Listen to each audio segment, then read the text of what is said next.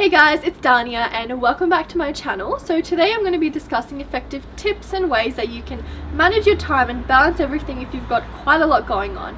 If you don't know, I'm currently a second year medical student.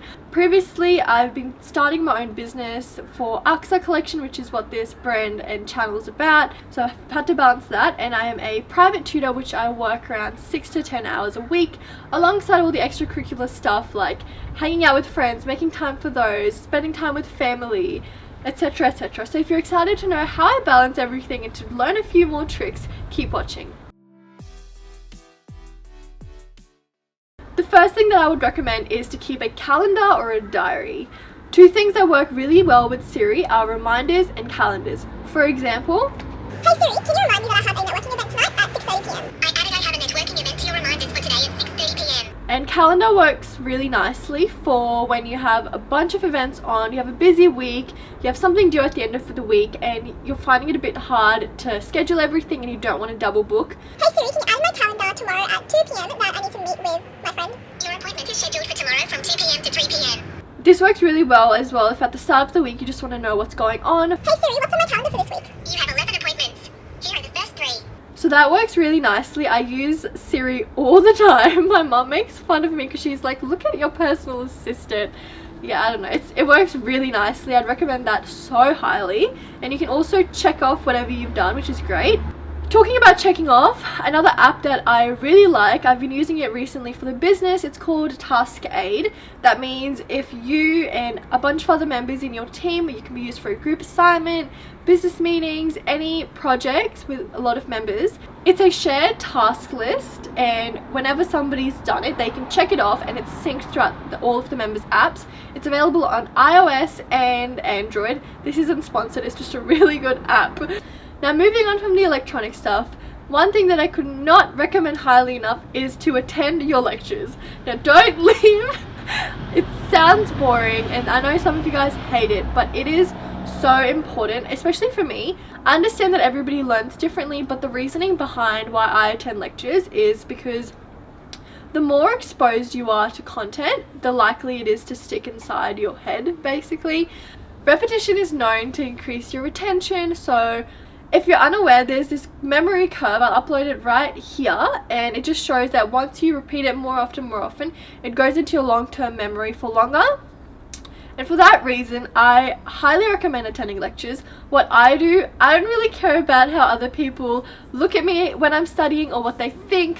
So what I do is we have a massive lecture hall and I sit smack bam right in the middle, in the front center, either in the first row or in the second row, and I get my notepad out and I just scribble whatever the lecturer is saying. I don't do this in a form of writing notes because my handwriting is so messy in the lectures that I can never even read it again.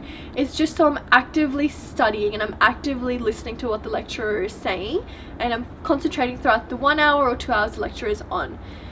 Some of the times I'll be front and center alone, and I honestly don't care because at the end of the day I'm there for an education and I would not recommend it enough. I've noticed that a lot of other people have started to do that as well now, so there's a whole front row filled with people that are writing notes or typing it out, which is great. On the topic of notes, I aim to finish the notes by the end of the week. In my previous video I discussed how I aim to finish the notes by Friday night, have Saturday off and revise it over Sunday, but I wasn't able to do that. I'll try for that this semester, but that's a really good way to manage your time and ensure that you're not getting burnt out, because this Saturday I would force myself to have a break even though I didn't want to and even though I had stuff on, but to mentally give yourself that time to relax is really important to avoid the burnout.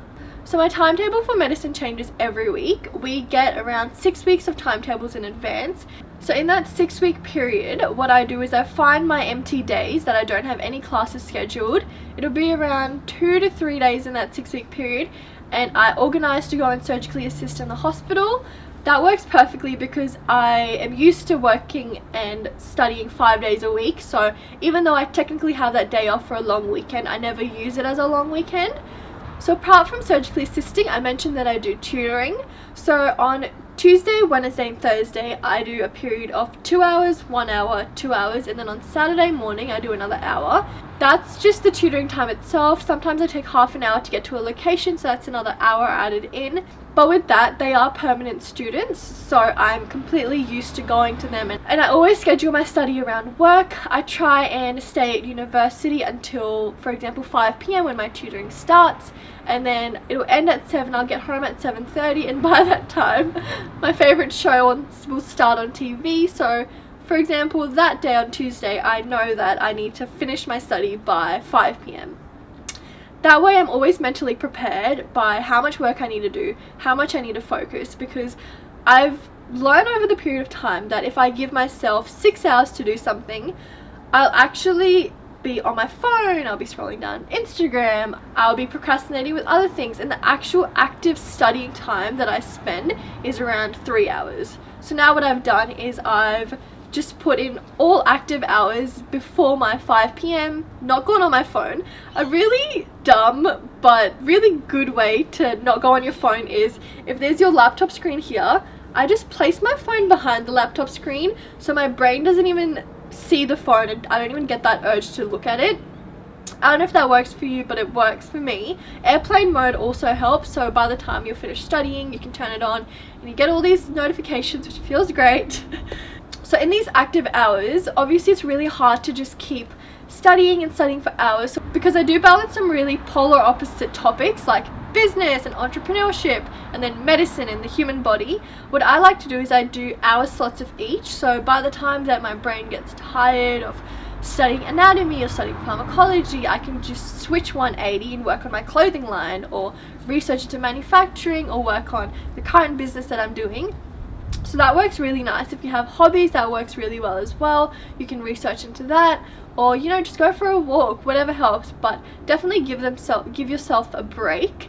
My break is in the form of studying another topic like I just mentioned, but whatever works for you.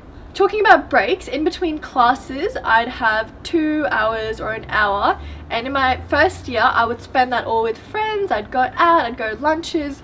But year 2 is one of the hardest years in medicine, so what I've done is I really value that time, and I do either 3 things. I go find a quiet room and I study for that 2 hours, depending on how behind I am in that week or how many notes I have left to do. I go home and spend time with my family, I eat lunch with them. Or 3, I go to the gym.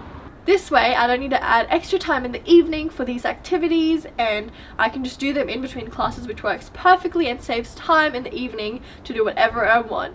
So talking about the evening, I mentioned that I would watch a show at 7:30. This was the only show that I watched throughout the semester, and I don't want to sound like a bummer, but I didn't really watch any YouTube. I didn't even have the Netflix app. I didn't watch any Netflix. But simply because I know that once I start a show, I will watch every single episode until I finish the season. For example, Lucifer, I started that and I finished this 3 seasons in around a week. So if you know something that gets you really distracted, gets you on a tangent, just actively avoid doing that from the start. That's why I don't have the app. My last 2 things is, on the way to Brisbane, which is an hour away from me, if I'm driving, I would plug in my aux cord and listen to Armando Hasurigan or Khan Academy. I sound like the biggest nerd, but it's an hour drive there and then an hour drive back, and it honestly helps so much because I'm kind of forced to listen because I'm actively driving. I have my ears open.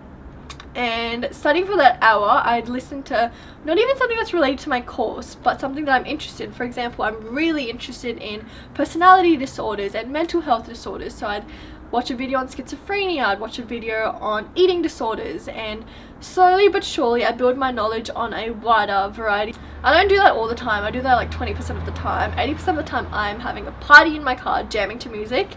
That's also an really good note, that I spend my time driving having a break, so I'd completely relax, I'd listen to music, I'd be in my zen zone. So I don't know, find that zen zone. Mine's in my car, which I guess is good because that's the only time that I can't really study. And my last thing would be just to write your notes and study effectively throughout the semester, especially if you have a really big exam at the end. What I noticed that really worked for me was Quizlet, tables, and just succinct notes. OneNote is a blessing. It is so good. I would recommend it to everyone because I just don't like having multiple Word documents, multiple folders. OneNote is just really precise and really easy to access. You can search it, like for example, you can search bipolar disorder and you will access the exact psychiatric folder. Apart from that, I think that's all of the tips I have. I hope you guys learnt something. I know you guys requested this, so hopefully I lived up to your expectations. Apart from that, thank you so much for watching, and I will see you guys in my next video.